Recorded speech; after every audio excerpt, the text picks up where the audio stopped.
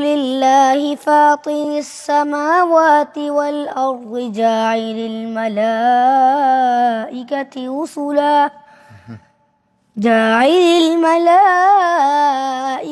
رسلا أولي أجنحة مثنى وثلاث ورباع يزيد في الخلق ما يشاء إن الله على كل شيء قدير. ما يفتح الله للناس من رحمة فلا ممسك لها وما يمسك فلا مرسل له من بعده وهو العزيز الحكيم.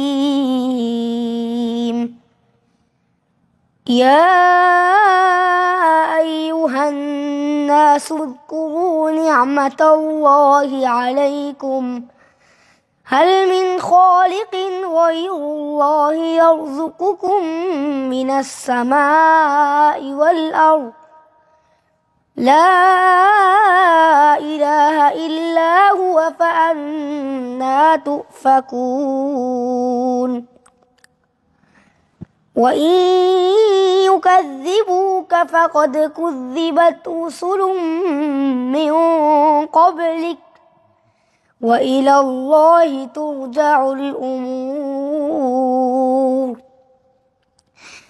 يا أيها الناس إن وعد الله حق فلا تغرنكم الحياة